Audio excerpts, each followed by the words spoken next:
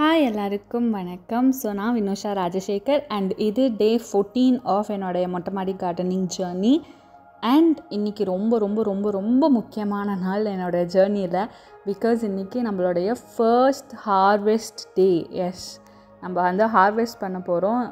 கொஞ்சம் சேடாக இருக்குது பிகாஸ் ரொம்ப கஷ்டப்பட்டு வளர்த்துனது இன்றைக்கி கடைசி அதோட ஃபைனல் ஸ்டேஜ் வந்துருச்சு. ஓகே, வாங்க போகலாம். ஸோ இன்றைக்கி இவனை தான் நம்ம வந்து ஹார்வெஸ்ட் பண்ண போகிறோம். பச்சை பயிறு ஹார்வெஸ்ட் பண்ண போகிறோம். மைக்ரோ க்ரீனாக, பட் கொஞ்சம் மைக்ரோ க்ரீனை விட எக்ஸ்ட்ராவாக வளர்ந்துருச்சு. அண்டு இன்னொன்று இந்த கீரையை நம்ம கட் பண்ண போகிறோம். இந்த கீரை பேர் என்னென்னா பாசாக்கீரை. பாசாக்கீரைன்னு தான் நினைக்கிறேன், அப்படி தான் எங்கள் அம்மா எனக்கு சொன்னாங்க.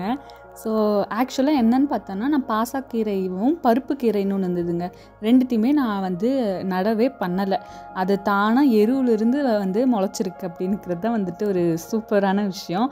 ஸோ பாசாக்கீரையும் இந்த பருப்பு இதுவும் பச்சைப்பயிர் கீரையும் ஒன்றா சேர்த்து கடைஞ்சிக்கலாம் அப்படின்னு சொல்லிட்டு அம்மா ரெண்டுத்தையும் கட் பண்ணிட சொன்னாங்க. அண்டு இந்த பச்சைப்பயிரை நம்ம பச்சைப்பயிர் கீரையை அப்படியே அந்த தண்டில் நடுவில் கட் பண்ணிக்கலாம். அண்ட் பாசாக்கீரை நம்ம வேரோடு அப்படியே உருவிக்கணும். ஸோ இதில் பார்த்திங்கன்னா இந்த ஹைட்டாக இருக்குதுல்ல, இது பருப்பு கீரை, இது பாசாக்கீரை. அண்ட் குட்டியாக இருக்குல்ல, இது கொத்தமல்லி தானே இப்போ தான் முளைக்க ஆரம்பிக்குது. 13 நாள் 14 நாள் கழிச்சு இப்போ தாங்க முளைக்குது. ஸோ இந்த பாசாக்கீரையை தான் நம்ம இப்போ கட் பண்ண போகிறோம். ஓகேங்களா? மாடு இந்த மாதிரி நிறைய கீரை வகைகளை சாப்பிட்டு அது அதோட கழிவு போடுதில்ல, சாணத்தை நம்ம ட்ரை பண்ணிவிட்டு அதை எருவாக மாறிடும். கொஞ்ச நாள் கழித்து அந்த எருவை தான் நம்ம இந்த மாதிரி செடிகளுக்கு போடுவோம். அந்த மாதிரி போட்டதுலேருந்து தான் அதோடைய விதை தானாக இப்படி முளைச்சிருக்கு. எவ்வளோ சூப்பர்பான விஷயம் பார்த்தீங்களா? எவ்வளோ இந்த ப்ராசஸ் நடந்திருக்கு. அது நமக்கு தானாக இவ்வளோ பெரிய செடியாக முளைச்சிருக்குன்னுக்கிறது தான் ரொம்ப ஒரு மாதிரி ஆச்சரியமாக இருக்குது. அண்ட் இதுலேயே பார்த்திங்கன்னா, நான் இப்போ கையில் வச்சுருக்கிறது ஒன்று பாசாக்கீரை, இது பாசாக்கீரை. அண்ட் இது ஒரு வகையான இது பூண்டு செடின்னு சொல்லுவாங்க. ஸோ இந்த பாசாக்கீரை டிஃப்ரென்ஸ் பார்த்துக்கோங்க. அது தின்னாக இருக்கும். இதில் பாருங்கள் ஒரு மாதிரி வைலட்டிஷாக இதுவாக இருக்கும், ரவுண்டாக ஓவலாக இருக்கும். அண்ட் இதோட லீஃப்மே பாருங்கள் ஒரு மாதிரி ரவுண்டாக இருக்குங்களா. ஆனால் இதே அந்த இதுக்கு பாருங்கள், இந்த பக்கம் பாருங்கள் ஒரு மாதிரி கூராக இருக்கும். அந்த இந்த மாதிரி இருக்கும், லைட்டாக வேவியாக இருக்கும், கூராக இருக்கும். இது தான் அந்த இது பூண்டு செடியோடது. ஸோ இது நம்ம சாப்பிடக்கூடாதது செடி. இதை நம்ம சாப்பிடக்கூடாது. இதில் நமக்கு ஒரு குட் இல்லை, ஹெல்த்துக்கு குட்டு கிடையாது. பட் இதை நம்ம சாப்பிடலாம். டிஃப்ரென்ஸ் பார்த்துக்கோங்க ரெண்டுத்துக்குமே. ரெண்டும் பக்கத்தில் இருக்கும். அதனால் நம்ம பார்த்து இதை மட்டும் தான் நம்ம எடுத்துக்கணும்.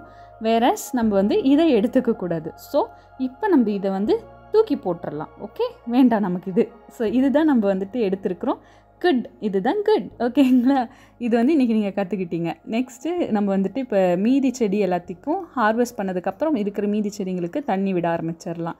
இன்றைக்கி மறுபடியும் என்னோடய ஹோஸ் பைப் நல்லா தான் வேலை செஞ்சிச்சு. ஸோ நம்ம தண்ணியை கடகடன்னு விட்டுடலாம்.